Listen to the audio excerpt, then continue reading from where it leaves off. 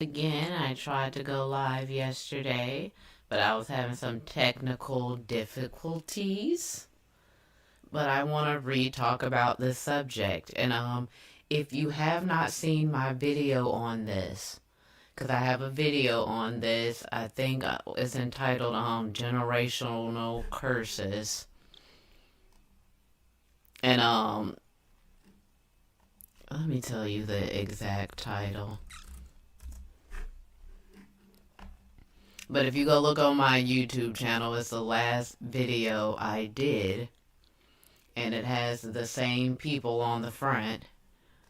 And it's unraveling the controversial of us and the hidden impact of epigenetics.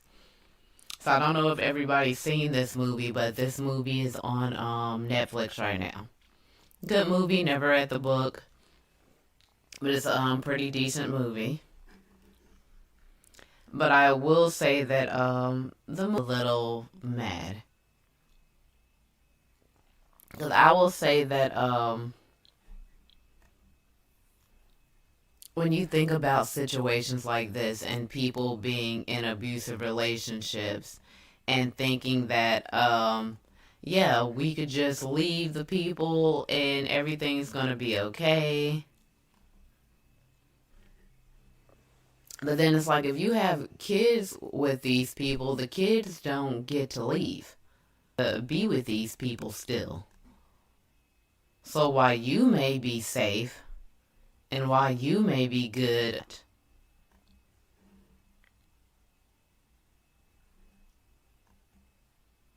and I think that's something that we have to think about. So watching the movie, she gets with a dude. He's nice. He a doctor. He got money. You know, she loves his sister. Spoiler alert, let me say that if you have not seen it or if you had not read the book before I continue. But yeah, she's with the dude. He's rich, he good looking. So everything seems like it's going great. But then, and the first time he hit her, I would say, myself, I was kind of confused if he had hit her. The way they was showing it on the movie, I was like, did he hit her? Was that an accident? I was kind of confused because he was pulling something out of the oven and it was hot and it looked like he snatched his hand back because he burned his finger and accidentally hit her. But you know, like as the movie go on and she starts replaying the stuff in her head, it was like, nah, he definitely hit you. And I think that was what they were trying to portray in the movie is that because when you watch movies like this and you always be like because usually they're shot in a different way and you're always thinking how did she just let him do this to her, a girl I would have left, and all this, and it was like a slow progression of what he was doing. Start out him just being crazy and hitting her. It was like almost when you looking at it, he was like, well, did he mean to do that? That seemed like an accident. And in her mind as well, like she felt like it was an accident. Oh, he didn't mean to do that. And sometimes when I watch other movies, like movies on Lifetime, when they be saying he didn't mean to do it, you be like, bitch, you know that man meant to do that. But in actuality, when you're going through abusive relationships, because I have been in a abusive relationship before, they gaslight you to a point where you kind of really don't know what's going on. Where they make you feel like something could have been an accident from the way it happened. Like I don't know if they be doing that on purpose so you don't leave them or whatever, but it's like you do be kind of thinking to yourself, well, maybe that was an accident.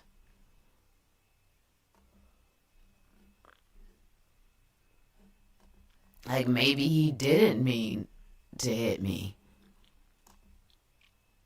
I think I don't know if that was the way the director decided to do it, or if that was how it was portrayed in the book, because I did not read the book.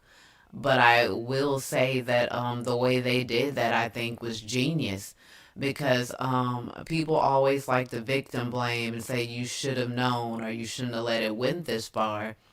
But sometimes, if they're doing it in a way that makes you question your own judgment, makes you question yourself. Because I'm like, oh, I would never hit you. I've never hit nobody. That was an accident. And, in the heat of things, you probably was like, nah, you did that on purpose. But they sweet talk you, and then you think about all the times they were nice. Then like, well, maybe it was an accident. And like watching all the Lifetime movies where you see stuff like this, it don't be that way. The people be crazy from the beginning and crazy to the end. And there's never no loving moment where you be thinking, oh, they didn't mean to do it and they really are a nice person. Like, no, they be crazy all the way. But in real life, it doesn't happen like that. So by the time she got pregnant, she was like, oh, I'm going to keep the baby. And like, I don't necessarily believe in abortion. It's not something I would do, but I do believe there are certain situations where I think we should just let people do it. Like if you're assaulted, and maybe in this case, because I always say, like, of course, she loves her kids, you want to have it, but it's like when you break up with a person and you think, oh, that's the end, because they haven't done anything to the child yet. The child just was born. And they still have just as much rights as you do to their kid. So they want to see their child now. You can't just say, oh, you can't see your child. So now you ain't around to be the punching bag. Now the kids are. And it don't always start off with them putting their hands on the children like they did you. Sometimes it be verbal abuse. That's usually how it starts, verbal abuse.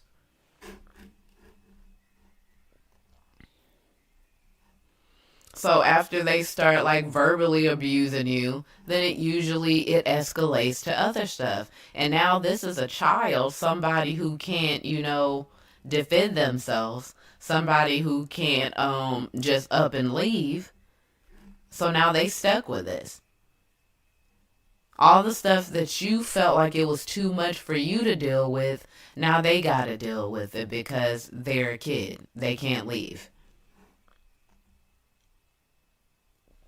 And this is why I always tell women, you do have to choose better. Because a man that is a bad person, that it's his goal to hurt people and to gaslight people and to be a narcissist, you can't expect him to be a good person. Because y'all always be like, well, why you don't tell him to be good, or why you don't tell him to do this? Because it wouldn't make a difference if I told him to do this or not do it.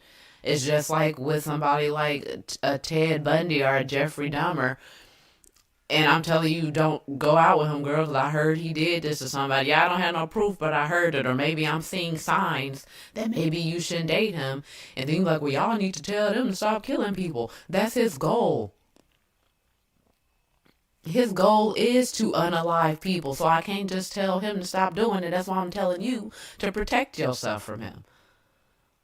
And it's like when you decide to protect yourself at a later date instead of actually looking at stuff for what it is. Because like I said, sometimes these men do gaslight you to make you believe that it was something different from what you know it was.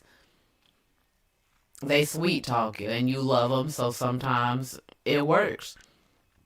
But you got to look at stuff for what it is, and a lot of times you be embarrassed to tell anybody, but sometimes you do need a second opinion because you looking at stuff through these rose-colored glasses of I love them, and these really are people that don't love you back. Or if they do, it's some kind of skewed version of love that they have, maybe because of their childhood or whatever they got going on. But you got to move on. And so when I was thinking about this, I got onto the topic of generational curses because in the movie, before she met this man, she was already kind of used to people getting beat because her dad used to beat her mom. And her mom just took it. And there's even a scene where her dad caught her in a room with a boy, and he like beat the boy half to death. And I'm like, so you've been through this. And I'm saying sometimes when you've been through stuff like this, you get desensitized. And so you think it's okay, or you think you can put up with it. And you think, oh, I'm not going to be like my mama. And you end up being just like her.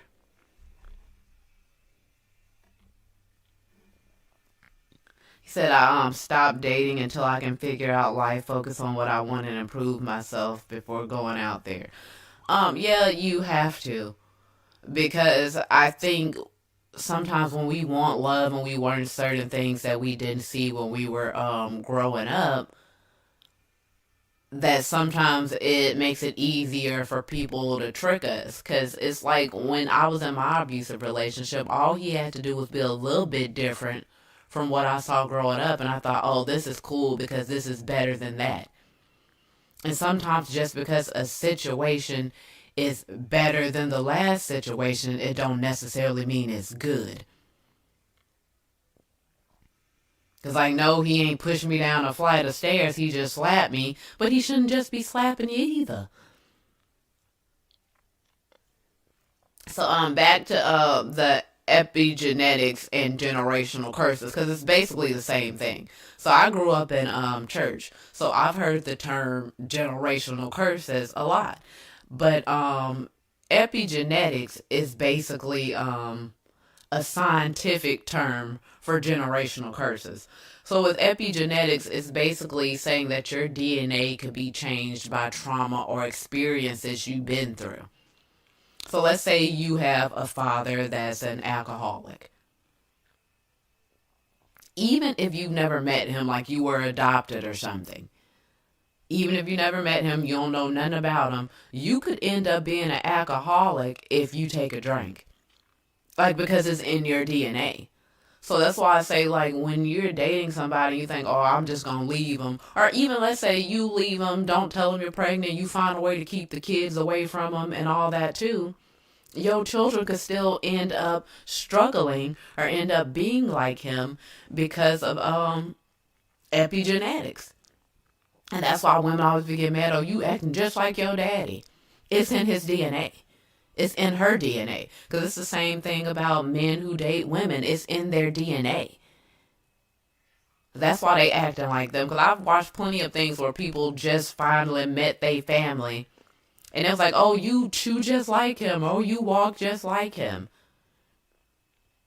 Because it's in his DNA. And that's the same thing with generational curses. Like on the video I did about this, there's a Bible verse that basically says, the sins of the father will be brought upon the sons into the third and fourth generations. So God, and it's basically about talking about where I want to say the Hebrew or the Israelite people started worshiping idols and doing stuff wrong, doing stuff that they were not supposed to be doing as God's chosen people. And he was saying, I'm going to punish you, and I'm going to punish everybody after you, up into the third and fourth generations. And if you pair that with the meaning of epigenetics, because you have changed your DNA by doing certain stuff, and now it's in your children's DNA, you're passing this stuff on. Think about that. Because a lot of people are not religious. And a lot of people don't think about it like that. They're like, oh, that ain't true. Ain't no such thing as generational curses. But look at the science of it. You've changed your DNA by the stuff you've been through, the stuff you've done, or the things you've put up with. Now your DNA has changed. And now the generation after you is predisposed to this stuff. Because like when we talk about slavery, the reason why sometimes we are scared of certain things or don't do certain stuff, because what is so funny about because I grew up like I'm 37. So when I was younger, we didn't have social media and smartphones or all this stuff. But now that I have the ability to get on here and talk to other black people and see what they've been through, we say the same stuff. Most of us have been through the same stuff with our parents. And it's because of epigenetics. We've all been through the same traumas, and we're passing on the exact same traumas to everybody because of slavery. And nobody wants to listen and try to change stuff. That's what I'm saying. Nobody's telling people to choose better because we just think that men have no accountability in this. Of course they do. But if it's a man's goal to come and sleep with you and not care if you get pregnant, like it's his goal to just do it raw. He ain't thinking about nobody getting pregnant because he ain't got to carry the child and he could go on about his business and not even think about you. But you got to think about you. Like I remember on this radio station I used to listen to in the morning, they always be like, look out for the other man because the other man may not be looking out for you. So you got to look out for yourself in these situations. You don't know what's in this person's mind. Just because somebody telling you they love you and want to be with you forever and telling you all these sweet nothings to get you to take your clothes off don't mean they mean it. You don't know what people's motive is. And that's why I'm saying we can't be in people's mind. So we have to think for ourselves and think for what we want out of situations. He hit me. Whether it was an accident or not, he put his hands on me and I'm hurt. Now maybe he didn't mean it. Maybe he did. I don't know, but all I know is that I'm hurt. So now I got to think about me. I can't think about him. I got to think about me. And as long as you stay with him,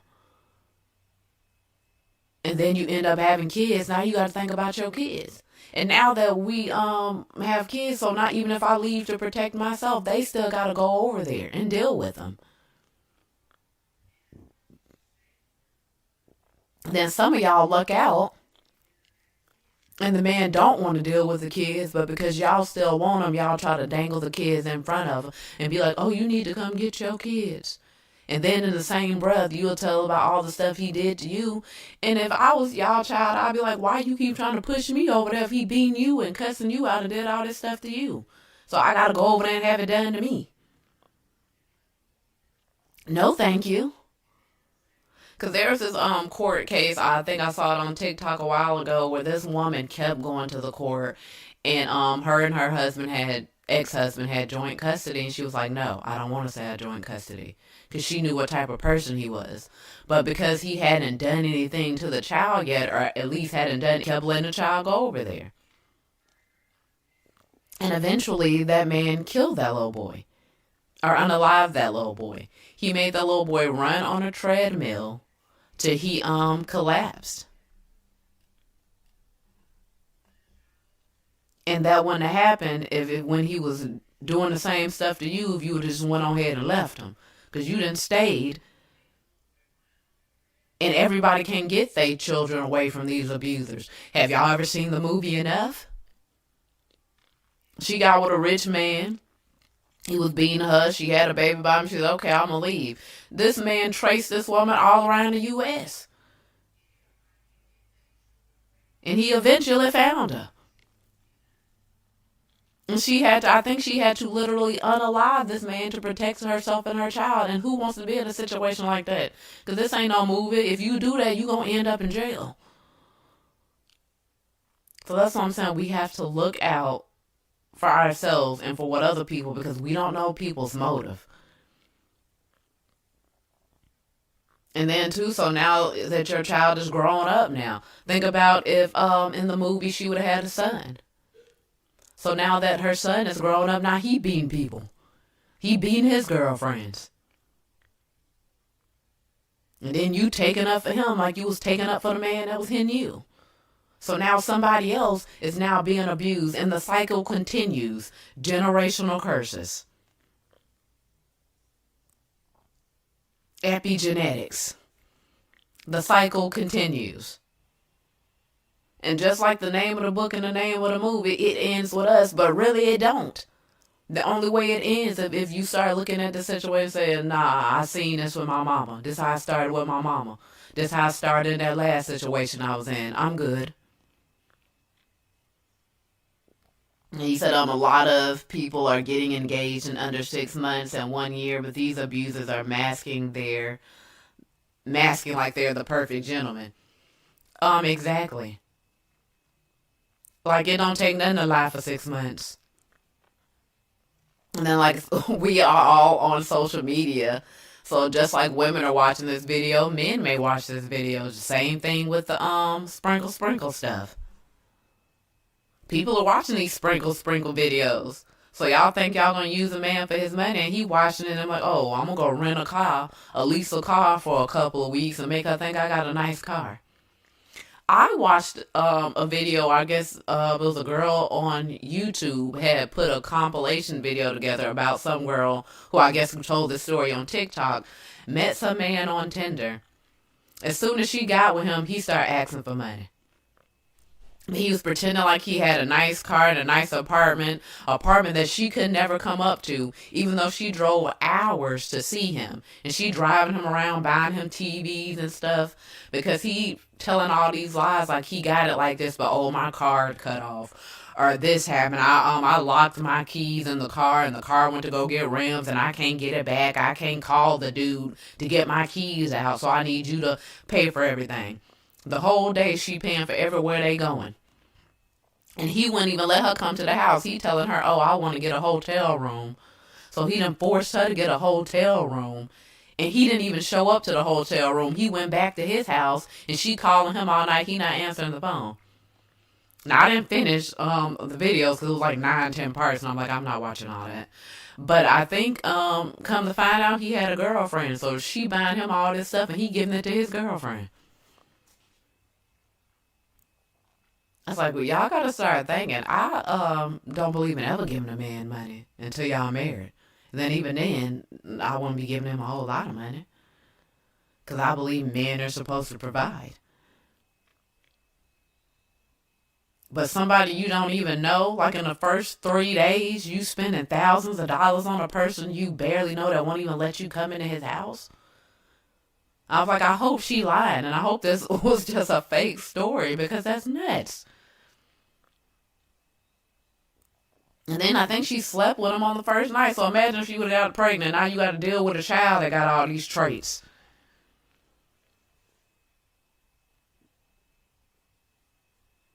Because when you have children, they just don't be little you. They be half the other person too. So whatever wrong with the other person, going to be wrong with the children. And it takes a lot. Because like even with my own self, when I've started trying to change how I act and to meditate and to heal myself. Like, if you ever heard of Joe Dispenza, and it's another man, I can't remember his name, that basically they talk about changing your mindset.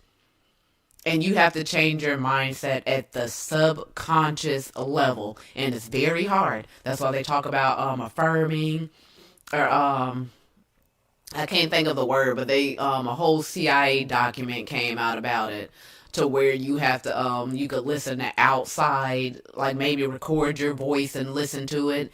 So you basically tell yourself to change your mind about who you are. So you could change yourself at the subconscious level. But it takes years to change yourself at the subconscious level. So if you have a child that's basically just like your ex because of epigenetics, it would take a lot of work to change them at the subconscious level because like very traumatic things happen to people that change their DNA. Like usually when your DNA is changed by drinking or drugs or anything like that, it's stuff that you are addicted to. It's not something you just did one time. It's something you are addicted to that has changed your DNA. When your DNA is changed for trauma, it has to actually be traumatic. Not just something like you stubbing your toe is going to change your DNA. Traumatic things that happen and you changes your DNA. And for you to be able to change it back, you would have to change yourself at a subconscious level. That's a lot of meditating. That's a lot of therapy. And you got to think what you were doing to your kids. Because it's not just you that went through this. They went through it. Because they went through what you went through. So the way your DNA was changed, the way their father's DNA was changed, now that's all in them. You and them is mixed into them. So think about how messed up they about to be. You thought you had it rough. So we got to think about that. And that's why I thought was so funny about the name of the movie. It ends with us. It don't. It don't end with you. Like the Bible said, I'm going to visit this on the third and fourth generations. Think about what that is, third and fourth generations. The second generation will be your children. The third is your grandchildren. The fourth is your great-grandchildren. A lot of people don't even live to see their great-grandchildren. But what you did in your life that messed this many people up, people you may not even meet, you done messed this many people up by the decisions you made in your life. You ain't gonna live long enough to make all the mistakes yourself. You gotta learn from the mistakes of others sometimes. Sometimes when your parents or your family trying to tell you certain stuff, it ain't because people don't want you to have fun. It's because people that didn't live that life trying to tell you, hey, you don't want to go down that road. You don't want to go down that road because when you go down that road, you taking a lot of people with you. It ain't just you. You taking the third and fourth generations with you. And that's where generational curses come from. It's not a joke. A lot of people think the stuff in the Bible is a joke and it ain't true.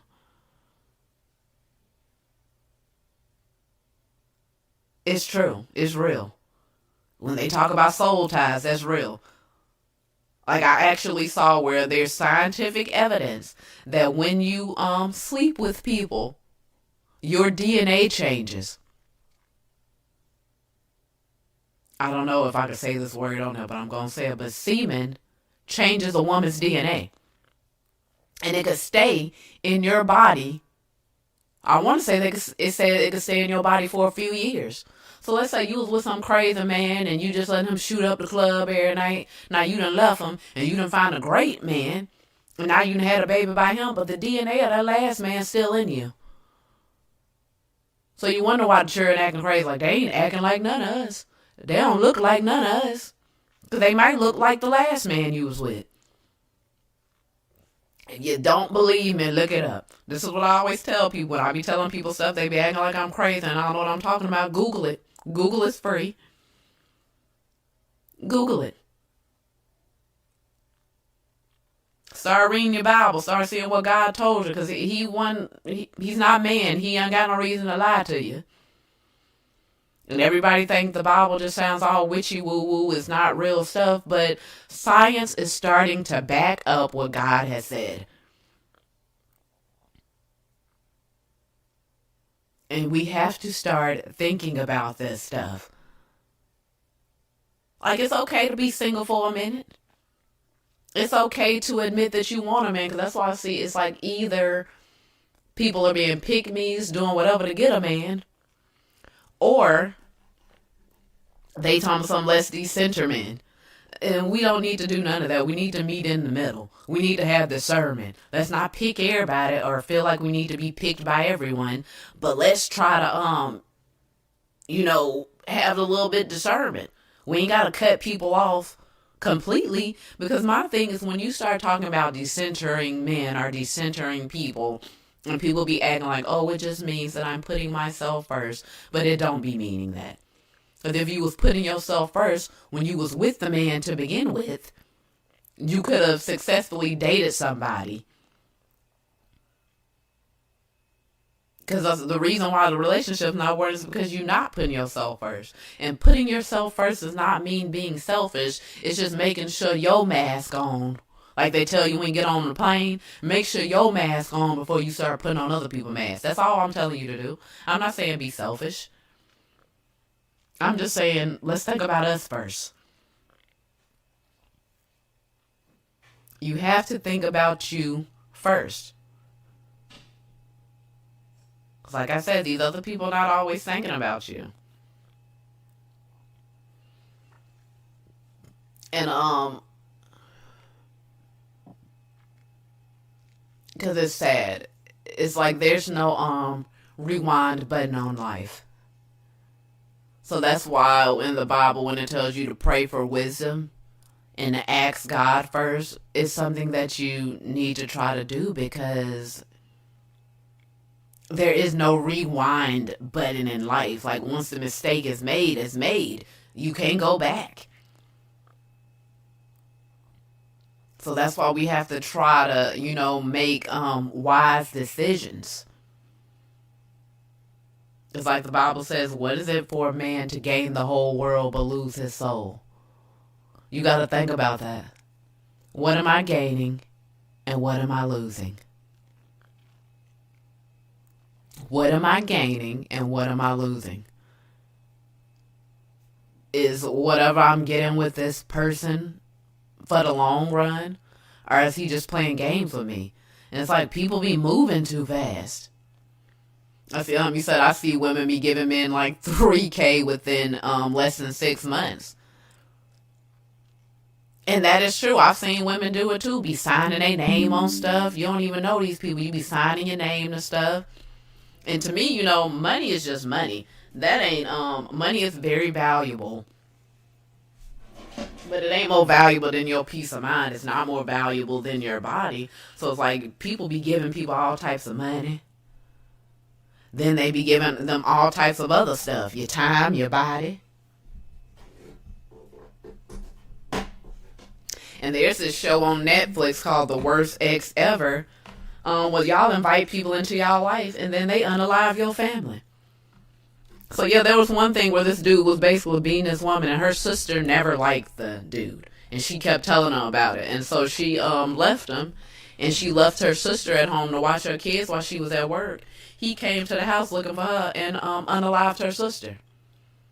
And this is why I want to really stress, when you bring people in your life, and don't be thinking about the consequences, just be thinking about for the night.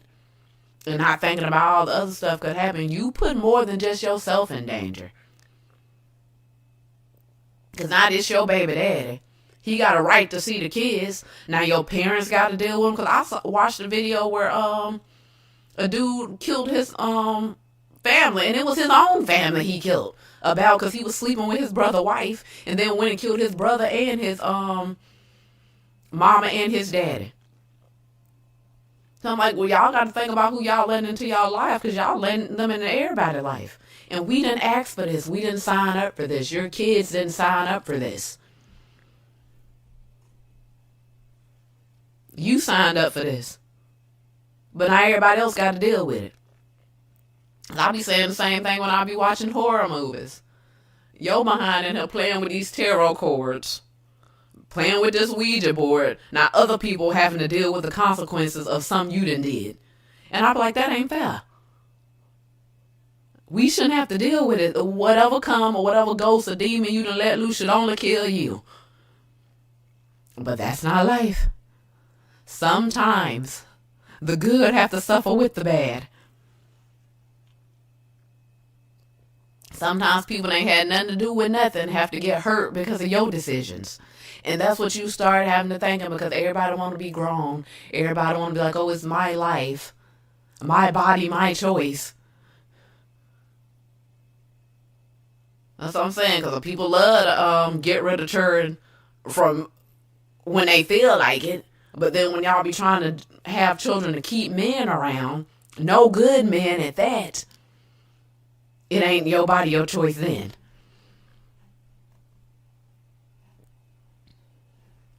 We got to start thinking, people. Your children are dependent on you to make better choices. Your family is dependent on you to make better choices.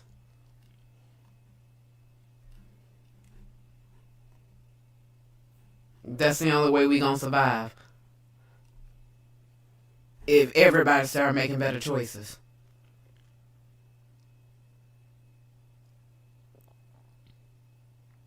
Think about what you're doing. And if you got, and this for men and women, if you got to do too much to keep somebody around, you need to think about that too. Because sometimes people just using you. And now you done put somebody in your life for a lifetime that didn't even care about you like that, that was just using you. Think about it. Not everybody got to deal with this person now.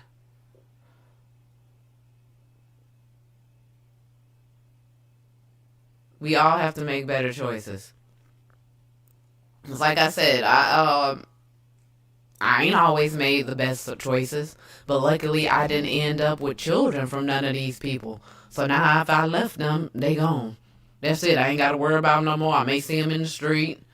I can act like I don't know them. It don't matter because we don't have nothing together. I'm good.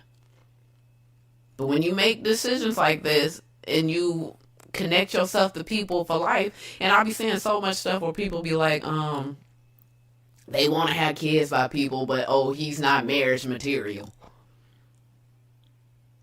You could get a divorce if somebody ain't marriage material. Y'all need to start thinking, is he father material? Is she mother material? Because people always talking about people ain't marriage material when you could end a marriage and you ain't never got to see these people again. But if you have children with them, did you ask yourself, is he father material? People who can't hold a job. People who wake up every day doing drugs and you be like, this seems like somebody that should be raising children.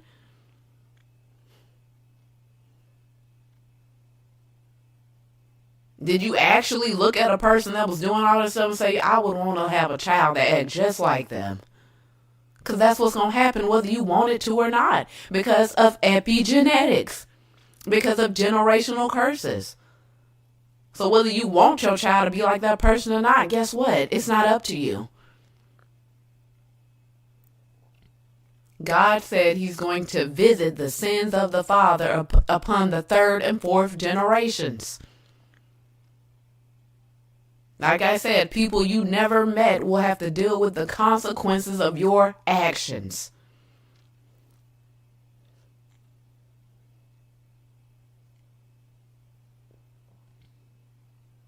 That's why when people be talking about praying to their ancestors, I'll be like, I wish I might. They the reason I'm in the situation I am in now. What would I want to ask them for? They don't know what they doing. What I'm about to ask them for? And I believe in honoring your parents and stuff too. But hey, part of the reason I'm in some of the situations I am right now is because of them too. I'm not listening to them either. The only person I'll be feeling, when not even person, I'm about to listen to God. That's why I pray and try to ask for wisdom and keep praying if I feel like God ain't answering me. Because he the only person that know. He done wrote a whole book telling us what to do and we don't even listen to that. I'm guilty of that as well. Cause maybe a couple of years ago, I bought the 1611 Bible that still has the Apocrypha in it. I learned a lot of stuff from that. I'm like, I don't know what they cut this out for. It got good lessons in there. Like, I ain't want me to turn this into no preaching thing, but the Bible got a lot of lessons in there. That's where the wisdom is. Because we have to stop making the same mistakes over and over again. Like, there's people out there with 10 children and ain't none of the baby daddy shit. There's men out there with 10 children, ain't none of they baby mama shit. Like, when you gonna learn your lesson? Why you gonna keep making the same stupid decisions over and over again and then get mad when people tell you you need to choose better? You do. And it's like, well, y'all need to tell the men. How many men you gonna have children with that I need to tell? You already got 10 baby daddies. I need to tell all 10 of them? I'm telling you. Same thing with the men. I need to tell all 20 of your baby mamas. Why I can't just tell you and you do better? We can't keep putting the blame on other people. Sometimes it don't matter who fault it is. I still got to deal with the consequences. It don't matter who fault it is at this point.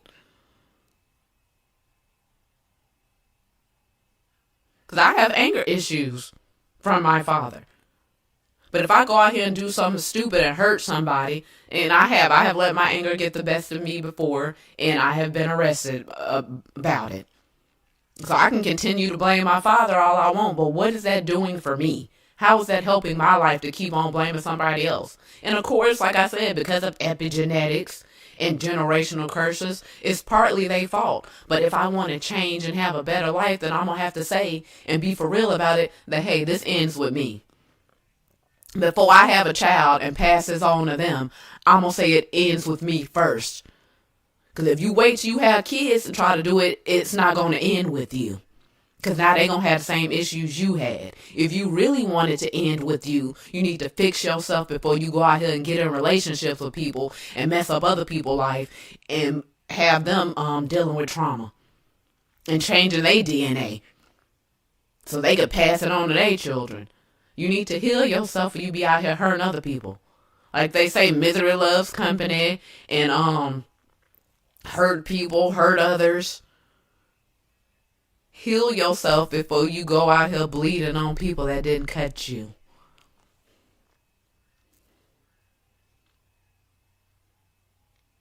Because people don't deserve that. You don't deserve that. You don't deserve to be putting yourself in situations. And like I said, I know we get desensitized because of the trauma we had in childhood. But you need to look at your parents, look at the people before you, your grandparents, and say they was dead wrong. They was motherfucking wrong. But I'm not going to be like them. You can love them, but you ain't got to be like them. You can love them, but you ain't got to take their advice. Because a lot of these people, parents and grandparents, ain't changing nothing about themselves. They just getting old, and they ain't got the same strength to be acting a fool like they used to. So they still acting a fool, but they just ain't got the strength to do it like they used to. But they ain't changed. So just because somebody old, that don't mean I'm about to start listening to you now. Like, I respect you. I'm going to treat you with honor and respect because that's what people deserve. But that don't mean I'm about to listen to you. Because you don't know what you're doing. You the reason I messed up.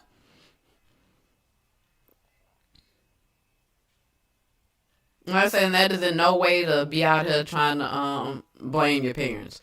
I'm not saying to go tell your mama you wrong and all that, because you don't need to do all that. You just need to say in your heart, she wrong. She didn't know what she was doing. She has not yet changed. Same thing about your daddy. He was wrong. He didn't know what he was doing. He has not yet learned. He has not yet changed. So ain't no need for me to listen to them.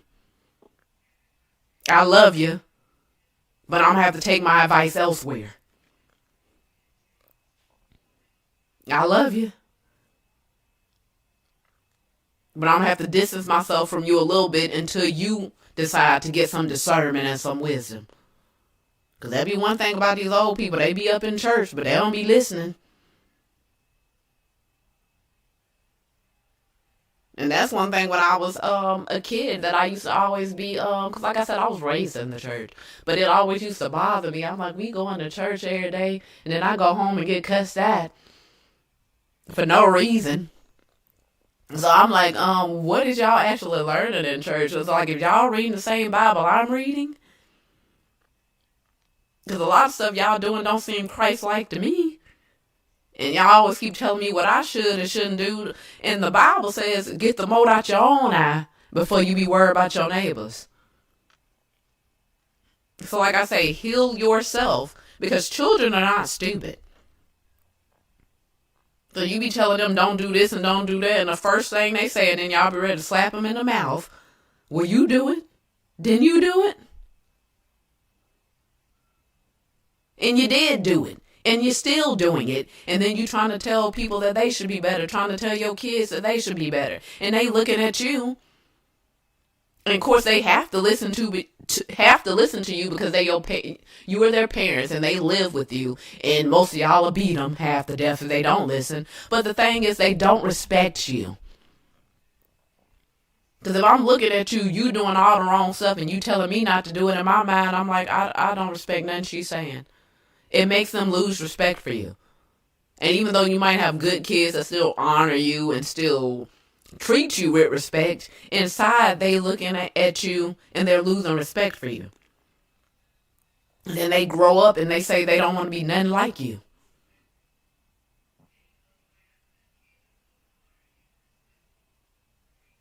And then you get mad. Then you want to cry and be sad and act like, oh, I was a bad parent. You know you was a bad parent.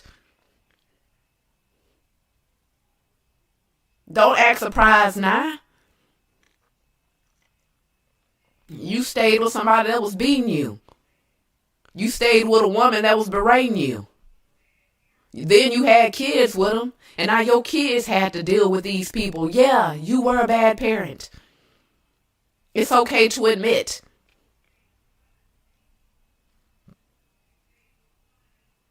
Accountability and acceptance is the first step to change. As long as you denying something, you never gonna change it.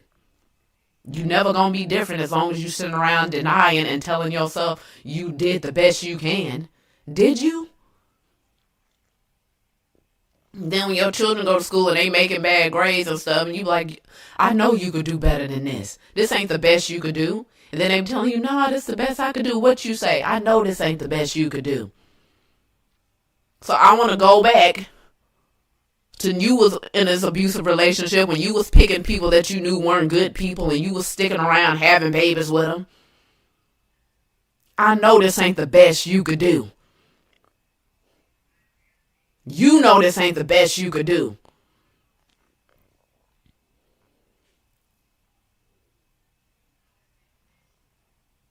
Go back.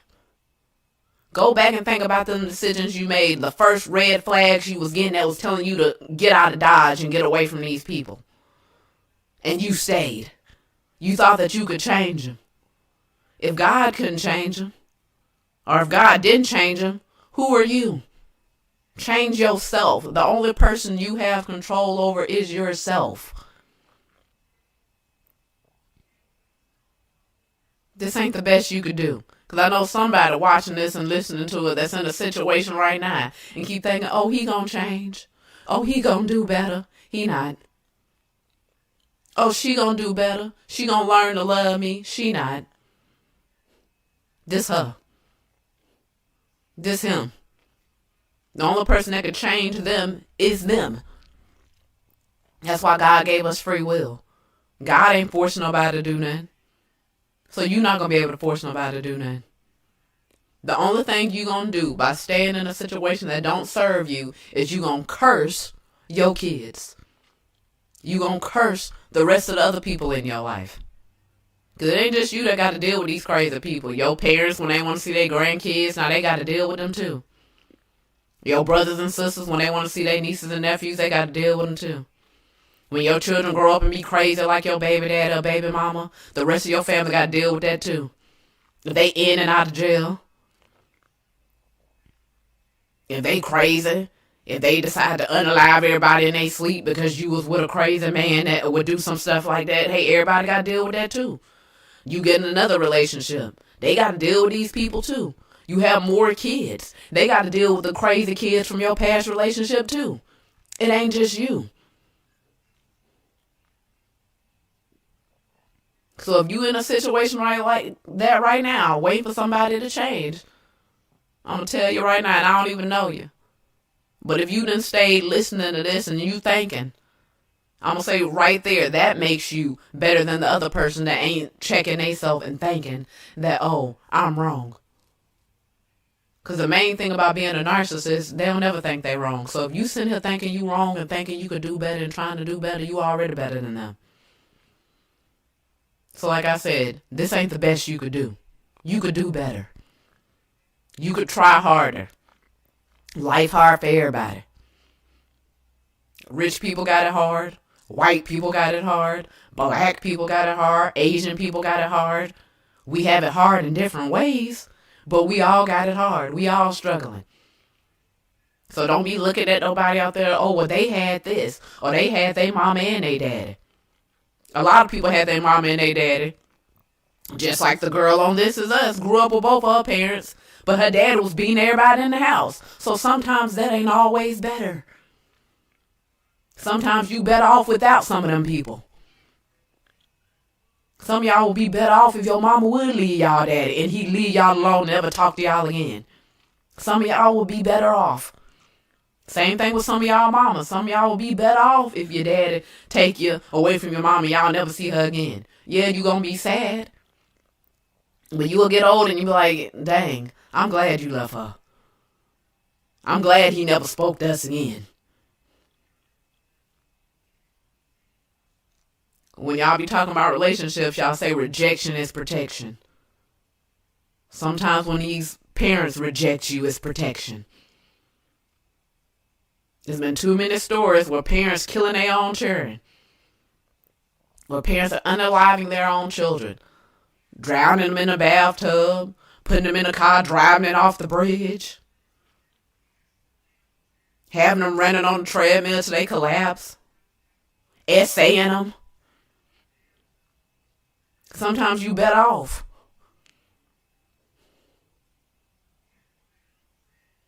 So if you in a situation like that and you trying to get pregnant by this dude to keep him, think again. Think again. If he don't care about you now and ain't giving you no money now, when you have kids, you're going to be chasing them down about that child support. You're going to be on YouTube talking about men ain't shit. You're going to be singing Sexy Red talking about fuck my baby daddy. So think about it now. Choose now. Make a better decision now.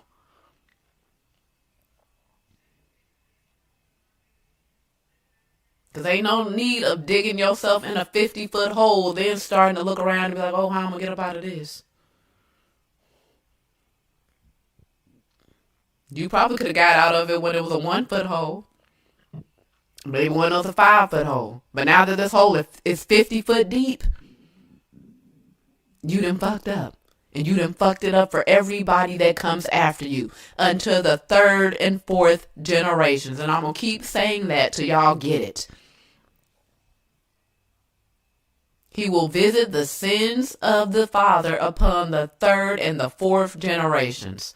And I know the Bible is a very masculine book, so when it talks about it, it always say the man or the father. But he talking about y'all moms too.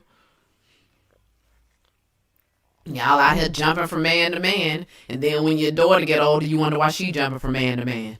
Why she got a bunch of children now. They get it from you. It's in their DNA. All that do what I say and not what I do, that ain't your choice. You don't get to say that. It's in their DNA. It's in their DNA.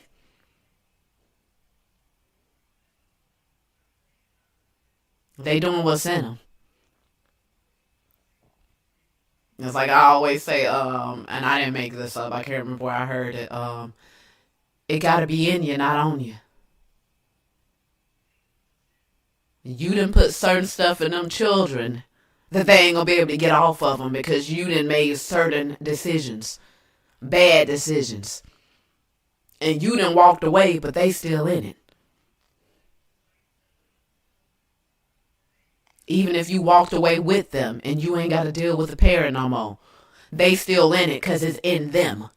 It's in their DNA. So like I said, choose better. And thank y'all for watching. I'm going to try to keep doing lives. Like I said, I'll be having some technical difficulties sometimes. And I done made me a little overlay and stuff. So I'm going to try to do more of these videos. But thank y'all for watching. And I'll see y'all next time. And don't forget to like, share, and subscribe. Bye.